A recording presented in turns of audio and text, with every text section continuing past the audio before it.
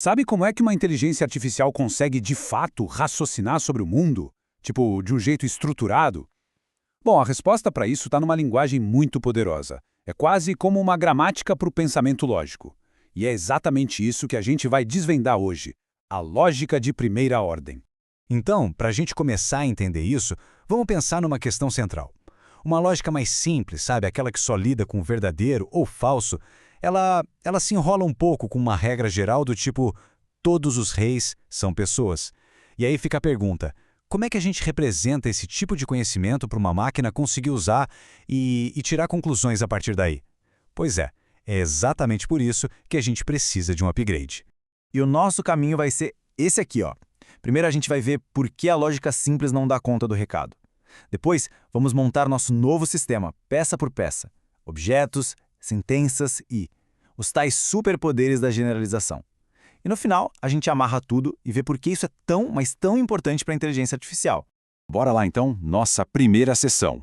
Pensa o seguinte, para uma IA conseguir entender o mundo de um jeito parecido com o nosso, ela não pode enxergar só fatos isolados, não mesmo.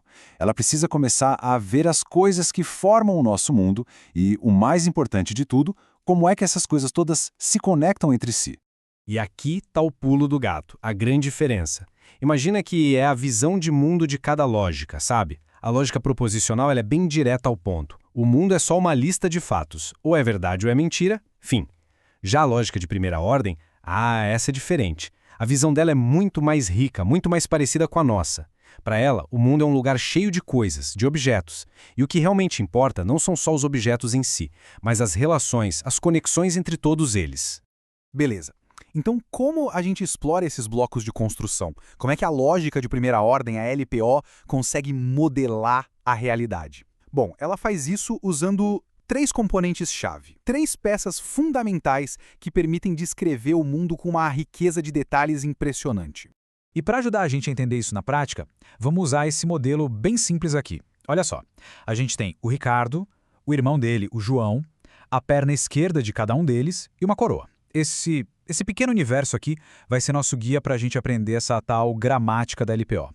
Então, a primeira peça do nosso quebra-cabeça são os objetos. O que são eles?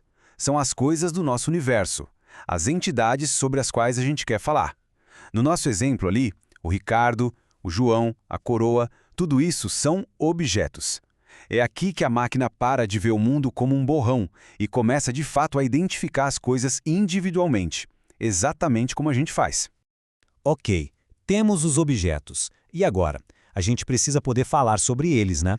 É aí que entram as relações, que a gente também chama de predicados. Elas descrevem propriedades desses objetos ou como eles se conectam. Por exemplo, ser rei é uma propriedade que se aplica ao objeto João. E ser irmão é uma relação que conecta 2 objetos, o Ricardo e o João. É aqui que o conhecimento começa a ganhar corpo, a ter profundidade. E para fechar esse trio, a gente tem as funções. Pensa nelas como um tipo super especial de relação. Elas apontam de um objeto para um, e apenas um outro objeto. É um jeito de garantir que não tem ambiguidade, sabe? No nosso modelo, a função perna esquerda, quando a gente aplica no Ricardo, nos leva direto para um objeto único e específico, a perna esquerda dele. É uma conexão garantida, sem erro. Muito bem.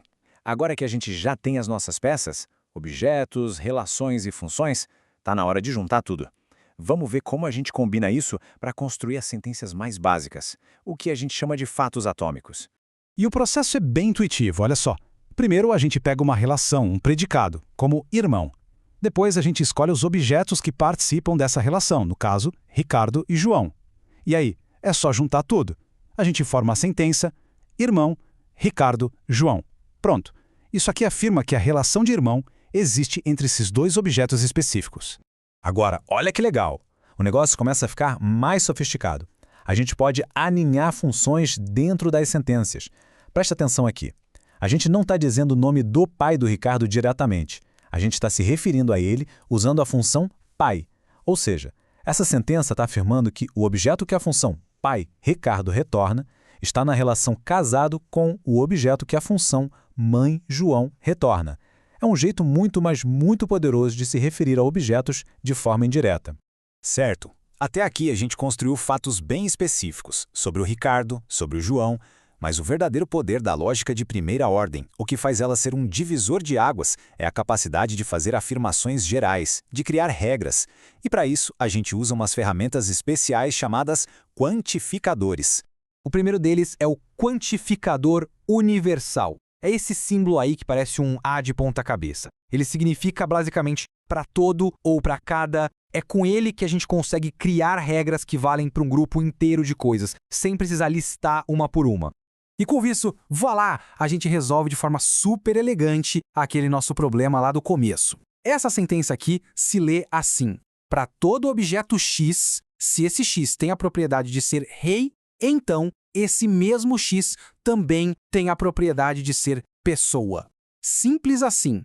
É uma regra geral, concisa, poderosa, que uma máquina consegue entender e usar.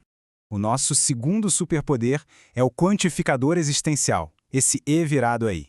Ele significa existe um ou para algum. A gente usa ele para dizer que existe no mundo pelo menos um objeto com uma certa característica, mesmo que a gente não saiba exatamente qual é. Agora, atenção aqui, porque esse ponto é crucial. Quando a gente começa a misturar quantificadores na mesma frase, a ordem deles importa. E não é que importa um pouco, não. Ela pode mudar o significado da frase da água para o vinho. Vamos ver um exemplo clássico para isso ficar bem claro. Pensa nessa primeira sentença aqui. Ela diz: para todo x, existe um y, tal que x ama y. O que isso quer dizer? Que todo mundo ama alguém. Para cada pessoa você acha uma outra pessoa que ela ama. O João ama a Maria, a Ana ama o Carlos. Cada um tem o seu alguém. Uma visão, digamos, bem distribuída do amor. Agora, se a gente só inverter a ordem, olha a mágica acontecer. Existe um y, tal que para todo x, x ama y. Percebe a baita diferença? Agora a gente está dizendo que existe uma pessoa específica, um y, que é amada por todo mundo. É uma afirmação muito, mas muito mais forte. Quase uma celebridade universal, digamos assim. A ordem é tudo. Beleza, vamos agora amarrar todas essas pontas. A gente viu objetos, relações, quantificadores, mas no fim das contas, por que tudo isso importa? Por que dominar essa gramática é tão fundamental para a gente construir uma IA de verdade? Então, o que a gente ganha com isso tudo? A LPO permite que uma máquina pare de ver o mundo como um monte de fatos soltos, sabe? E comece a enxergar as conexões, os padrões. Em vez de decorar que o quadrado na posição 1,3 é fedorento, a IA pode aprender a regra geral. Para qualquer quadrado, se ele for vizinho a umpus, então ele é fedorento. Essa capacidade de generalizar, isso muda o jogo. É o que transforma um amontoado de dados numa base de conhecimento. E é isso que permite que a IA realmente raciocine. Resumindo a ópera, a lógica de primeira ordem não é só um formalismo matemático. Pensa nela como a gramática do raciocínio. É o que dá para uma máquina a capacidade de pensar sobre um mundo de objetos e suas relações de um jeito que começa a lembrar muito o nosso bom e velho senso comum. Isso, Dudu, deixa a gente com uma pergunta no ar, para a gente pensar.